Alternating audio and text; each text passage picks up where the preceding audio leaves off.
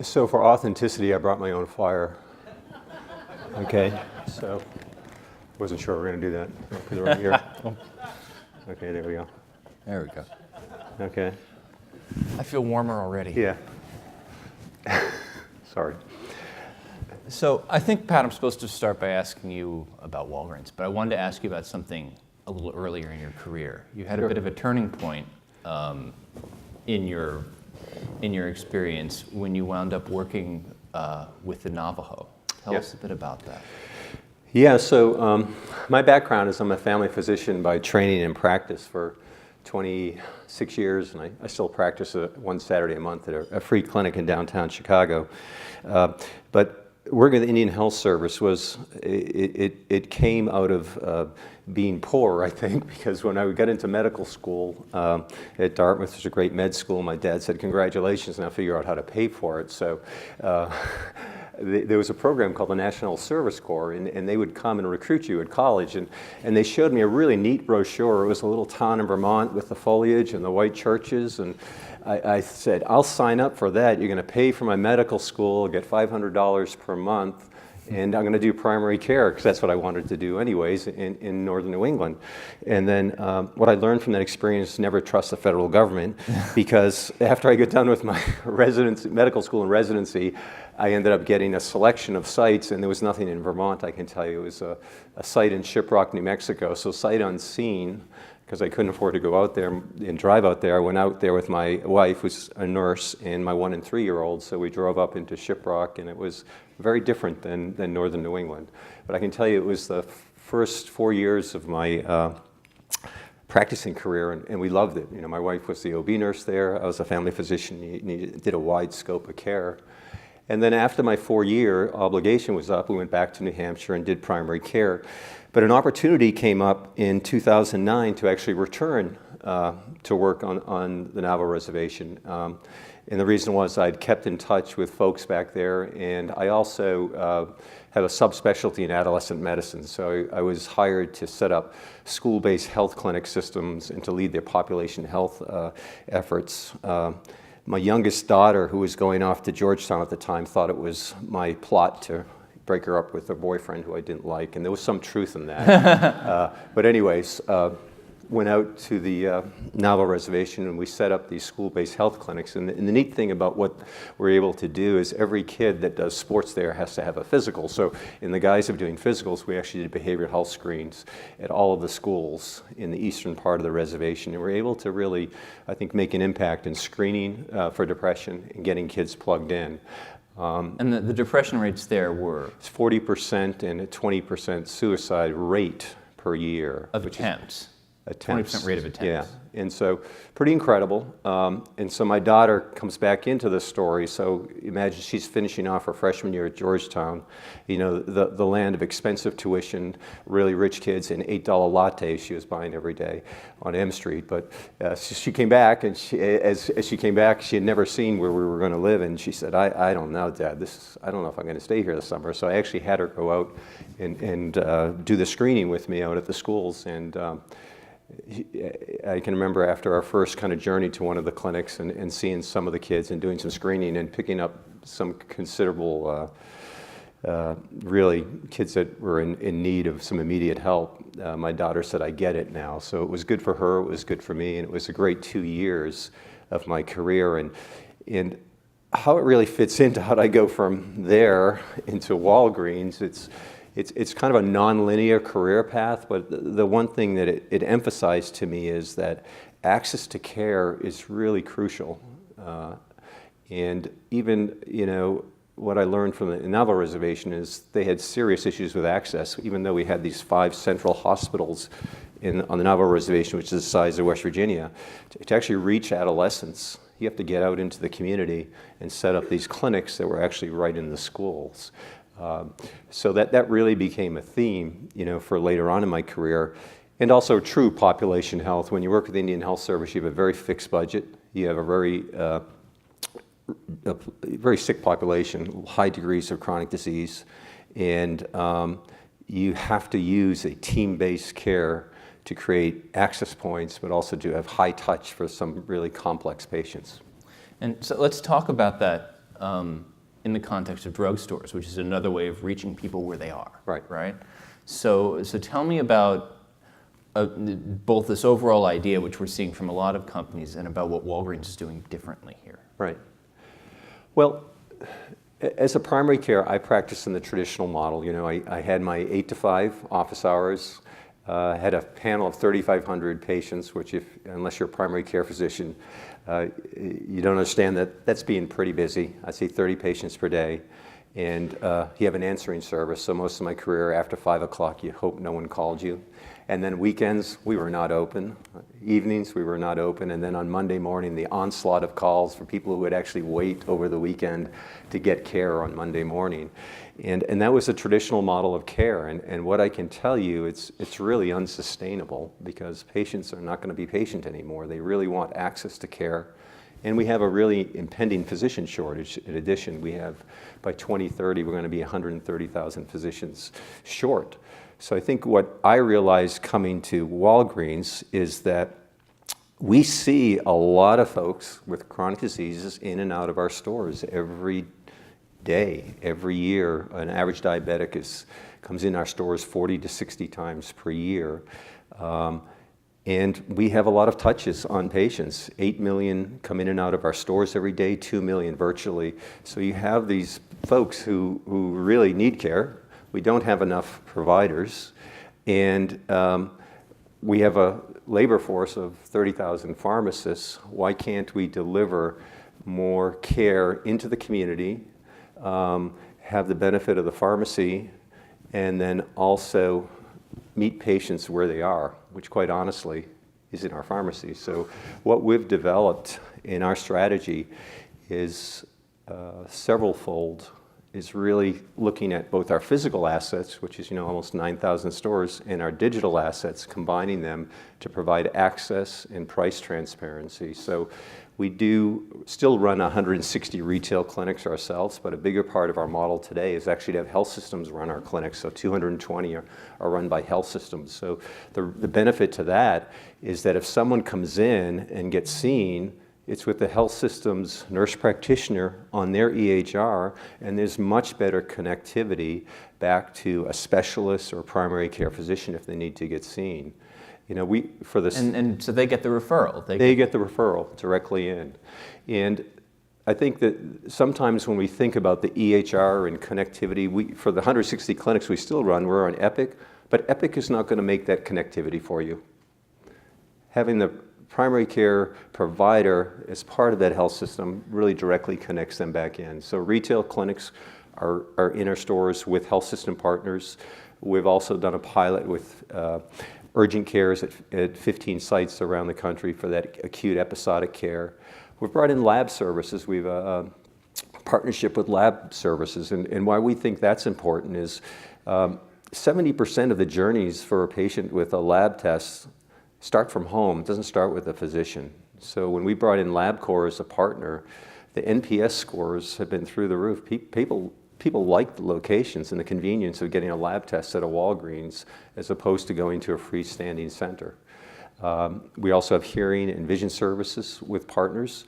And a new venture, which we're really excited about, is in Kansas City, we're opening up 2 primary care clinics just for Medicare Advantage in partnership with Humana and their physician group called Partners in Primary Care. So when you look at Medicare Advantage, it's a growing portion of the Medicare payment is going to be through MA. Why not have patients get seen at a convenient location in the community with the benefit of pharmacy right there? So we think we can actually help with adherence and improve the patient customer experience in the Medicare Advantage model right in our store. So we're really trying to provide those physical assets to care. And on the digital side, we just launched something called Find Care Now. So I'd recommend that look at it in Seattle, Washington, put in a Seattle zip code, and what Find Care Now will do on our website, it will connect you directly in a frictionless way into our partner's website called Providence Health. You can get a retail clinic appointment, urgent care, you can get a home visit with a nurse practitioner, or you can get a telehealth visit. So think of Walgreens on the Find Care Now as a way to get connectivity, access to care, And to be on that Find Care platform, which we are with 17 partners, health system partners, you have to have price transparency. So it's access and price transparency. So that's where our vision is going in terms of healthcare. How does this change the way that customers interact with Walgreens as a brand, as an institution, compared to if they're picking up their prescriptions there, which is already pretty sticky? I mean, yeah, that's really interesting, because when we run our own retail clinics, we had all kinds of consumer focus groups. And what we found is when we run the clinics, our customers aren't sure if that's a pharmacist, a nurse tech, an MA that's actually delivering the care. So when we partner with a health system or someone like a LabCorp, that brand gets consumers over that quality hump. They know what LabCorp does. They know what Providence Healthcare is and what it delivers. So I think they feel good about the pharmacy services they get at Walgreens, but they feel better about the health services that are run by a trusted brand in their community. So that pharmacy services brand doesn't extend to just putting a clinic in. It's actually kind of confusing. It's who are you now? Yes, yeah. So that, it's a different time in healthcare, and I think as someone who's kind of gone from traditional to kind of the new age of healthcare, I've really seen some pretty drastic changes, and I think we all have to get our heads around the fact that it's really about getting out into the communities and delivering care where customers are at. And I love the talk about the nutritional services and bringing in great food to hospitals, because we never thought about that when I was an intern. I can tell you that some of the food that I ate was in hospitals was miserable. But when I came to Walgreens, I remember at the first meeting, and every month we have something called an NPS score, and I turned to someone and I said, "What is NPS?" I have no idea. Well, it's a Net Promoter Score, and we follow that, and your bonus is based off that. So, I think bringing in that consumer experience and elevating it to the level it needs to be is really different in the healthcare environment. But forward-thinking systems like Northwell are getting it. I think there's some catch-up to do in healthcare, though. So how do we know whether someone who's coming into one of your clinics is getting better care than they would have sooner being part of better care, right, than if they'd waited to call you on Monday morning in the old model? There are a lot of things I like about this new model, but we always have this problem in medicine. How do we know if it's better or not? Yeah. Or is good, or... That's a great question. There's debate in the whole, for retail clinics about whether you're actually just adding on costs or whether you're actually improving healthcare. And there's debate about, where you land on that. I think any access to care, even though in the short term it may increase costs a bit, you are getting folks plugged in. That person doesn't know that they have unstable hypertension, who wouldn't know it unless they had a blood pressure done at a retail clinic. So I think in terms of providing access, there is benefit to that. In terms of the quality of care for the clinics we run, we track HEDIS metrics. I think that the issue, though, is when you are running that care model as a Walgreens as opposed to having a partner run it, that connectivity isn't quite there. There's a gap there. And I think that connectivity and the transfer of information to the primary care physicians, getting back into the system, is really, really important. So what do you think this looks like in 10 years or 5? I hope it doesn't take 10 years. Our plan is to have a lot of access points of care in our stores with partners. That's health system partners, national partnerships. And I don't think we can wait 10 years to make those changes. Again, I'm looking at the impending primary care shortage. I'm looking at the increase in chronic diseases. I'm looking at the fact that we really haven't touched on even the behavioral health issues, which was a big part of what I did with the Indian Health Service.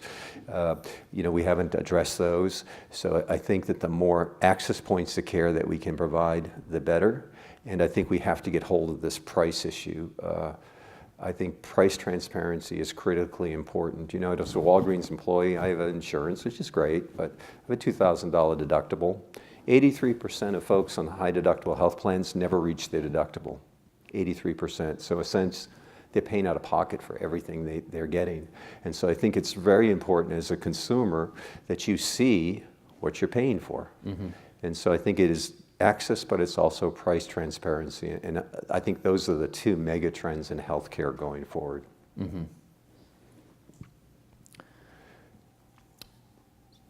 So how do we, how does the system look to that Navajo kid that you were treating back at the beginning when we started talking? Does this help him? Does this reach him? Not many Walgreens or CVS out in Yeah. Shiprock, New Mexico, I can tell you that. I think the concept is the same. It's really getting out into the communities. And that's a big focus for the Indian Health Service, you know, community health workers getting out into these small, rural, inaccessible communities, getting out into the schools to deliver care. And you know, New Mexico, the University of New Mexico does an incredible job with behavioral health, telehealth. You know, we had kids with major behavioral health issues. You could do a telehealth psychiatry visit with a UNM psychiatrist. So there was great support there. So I think it's not just the physical access points, but it's the digital. And how you scale that for really areas of the country that are really challenged in terms of providers. And so that's the rural areas and, quite frankly, the inner city areas. And I think both, if you combine the digital and the physical, you've got a chance at it. And let's talk about the digital a little more. Yeah. I mean, you talked about this app that's reaching 50 million people, or it's been downloaded 50 million times. Yeah, so our app has been downloaded 50 million times, almost it's 2.8 million times per day. Someone goes on our app or our website. So if consumers are using those digital touch points so often, why not tie that into the healthcare system? And that's kind of a focus of where we're at. And what makes Walgreens the one to make that app? Is it just that you did it? Is there something? We did it. Anybody you can do it. You know, I just think we touch a lot of consumers, as does CVS. You know, we're in these communities, and people go to CVS and Walgreens because they're part of the healthcare ecosystem. And so what do you think that the existence of this new healthcare ecosystem you're creating means for people in the old one? You know, hopefully it means that some of the confusion about how to get to care is diminished. It's not easy to negotiate systems today. And if we can create that digital presence to make it like a virtual navigation into a system, whether that be to a health system or, quite honestly, even to your pharmacy. You know, we do something called pharmacy chat. We do 10,000 of those a week, or someone has a question 24/7 about medications they're on. A real pharmacist will get on and answer that. So it's really about that connectivity for pharmacy, for health assets, use the digital, but also the physical space. All right. Well, I think our fire has gone out. It has, yeah, I'm sorry. So I'm wondering if you have any final thoughts. No, it's great to be among forward thinkers in healthcare, and I think the more we share ideas and this cross-pollination is really, really important. It has to be a team-based approach to healthcare. It's not just about physicians anymore. It's really about using all the team members. And my final thought is we have to start utilizing pharmacists more, and that's not just because my boss is one. It's because they're really underutilized. And when you look at these really complex patients, pharmacy is a big part of their health care. And so I would actually like to see pharmacists get provider status. That's happening in Idaho now because they have such a crunch on physicians. But we have to start thinking about using all of our resources because we're up against the wall here in terms of having enough providers to deliver high quality care to a growing population. All right. Thanks. Thank you very much, Pat. All right.